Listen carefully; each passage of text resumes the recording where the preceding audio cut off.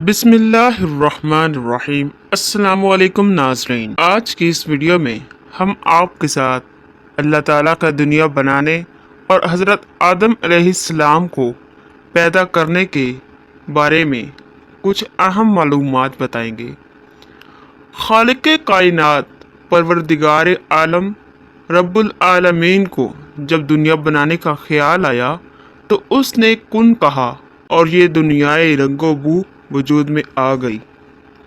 اللہ تعالیٰ نے اس میں پہاڑ، دریا، سمندر، جھیلیں، سرسبز جنگلات، لہلہاتی کھیتیاں، پھلوں سے لدے ہوئے باغات، پھل، پھول، پودے، آبشاریں پیدا کر دی، یعنی انواع و اقسام کی نعمتوں سے دنیا کو سرفراز کر دیا اور اس کی بہترین تنظیم و آرائش فرما دی، اور جنات کو آگ سے پیدا کر دیا، جیسا کہ ارشاد باری تعالیٰ ہے، ہم نے جنات کو آگ کی لو سے بنایا ہے۔ ابلیس بھی جنات ہی میں تھا۔ قرآن حکیم میں ارشاد باری تعالیٰ ہے، اور تھا ابلیس جنات میں سے، پس نافرمانی کی اپنے رب کی۔ اب اللہ تعالیٰ نے دنیا کو آباد کرنے کا ارادہ فرمایا۔ اس نے فرشتوں سے کہا کہ میں اس زمین پر اپنا خلیفہ بنانا چاہتا ہوں، یعنی میرا مختار کل جو اپنے ارادوں کا مالک ہوگا اور زمین پر جس طرح چاہے گا رہے گا، اور دنیا کی ہر چیز اپنے تصرف میں لانے کا مجاز ہوگا، گویا میری قدرت اور میرے اختیار اقتدار و تصرف کا مظہر میرا مختار عام ہوگا۔ یہ سن کر فرشتے حیران ہو گئے اور عرض کی، اے اللہ، اگر تیری حکمت یہ ہے کہ یہ ہستی تجھ کو پیدا کرنے جا رہا ہے، وہ تیری عبادت کرے گی، دن رات تیری تسبیح و تحلیل میں مصروف رہے گی، تیری بندگی اور عبادت کرے گی، مناجات میں مصروف رہے گی اور تیرے حمد و ثنا کے گیت گائے گی، تو اس کے لیے تو ہم کافی ہیں۔ ہم ہمہ وقت تیری حمد و ثنا، تسبیح و تحلیل کے ترانے پڑھتے رہتے ہیں، ہر لمحہ تیری عبادت میں مصروف رہتے ہیں اور بے چون و چرا تیرا حکم بجا لاتے ہیں۔ ہم کو تو اس خاکی سے فتنہ فساد کی بو آتی ہے، ایسا نہ ہو کہ یہ تیری زمین میں خرابی اور خون ریزی کرے اور فتنہ فساد برپا کر دے۔ یا الہی، تیرا یہ فیصلہ کیا حکمت رکھتا ہے؟ اللہ تعالیٰ نے فرشتوں کو خبردار کیا کہ جلد بازی سے رائے قائم نہ کرو اور ذہن میں رکھو کہ خالق میں ہوں۔ مخلوق کو خالق کے معاملات میں جلد بازی سے ہرگز کام نہیں لینا چاہیے۔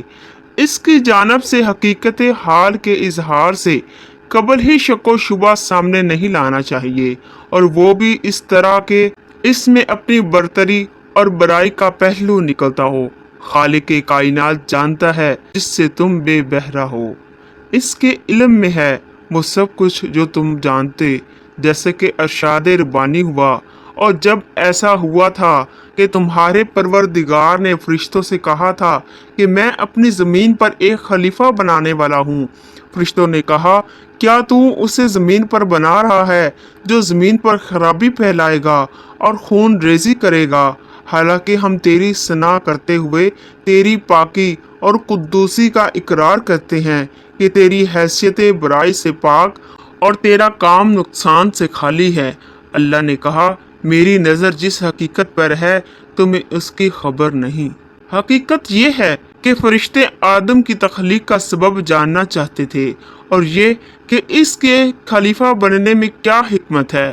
ان کی خواہش تھی کہ اس حکمت کا راز ان پر بھی کھل جائے، اس لیے ان کے طرز و ادا اور تعبیر مقصد میں کوتاہی پر تنبیہ کے بعد اللہ تعالیٰ نے یہ پسند فرمایا کہ ان کے اس سوال کا جواب، جو بظاہر حضرت آدم علیہ السلام کی تحقیر پر مبنی ہے، عمل و فعل کے ذریعہ اس طرح دیا جائے کہ ان کو خود بخود آدم کی برتری اور حکمت الہی کی شان و رفعت کا نہ صرف اعتراف کرنا پڑے بلکہ اپنی کم مائیگی اور عجز کا احساس ہو جائے۔ لہٰذا حضرت آدم علیہ السلام کو اپنی اس عظیم المرتب صفت علم سے سرفراز فرمایا और इनको इल्म एशिया अता फरमाया। और जब आदम अलैहिस्सलाम को इल्म हासिल हो चुका तो फिर उसे मुकम्मल करने के बाद फरिश्तों के सामने पेश करके फरमाया कि तुम इन अशिया के मुतल्लिक क्या इल्म रखते हो। वो ला इल्म थे, क्या जवाब देते, मगर चूंकि परवरदिगार बहुत करीब थे, समझ गए कि हमारा इम्तिहान मकसूद नहीं है कि खिलाफत अलीहा का मदार कसरत तस्बीह तहलील और तकदीस व तमजीद पर नहीं बल्कि सिफ्त इल्म पर है। इसलिए कि इरादा इख्तियार की ताकत यानी ज़मीन पर हुकूमत इल्म के बगैर मुमकिन नहीं। जबकि आदम अलैहिस्सलाम को अल्लाह ताला ने इल्म इसरार से बहरावर फरमा दिया है, तो बिलाशुबा वही खिलाफत अराजी का हकदार है, कोई और नहीं। हकीकत भी यही है कि मलाइका को जो खिदमात सौंपी गई हैं, उनके अलावा हर किस्म की दुनियावी ख्वाहिशों और ज़रूरतों से बेनियाज हैं। इसलिए कले इल्म से भी ना आशना थे, और आदम अलैहिस्सलाम को चूंकि सबसे वास्ता पड़ना था, इसलिए इनका इल्म इसके लिए एक फितरी अमर था जो रब्बुल इज़्ज़त को रबूबत का अमला की बख्शिश व अता से अता हुआ, और उसको वो सब कुछ बना दिया गया जो इसके लिए ज़रूरी और लाजमी था।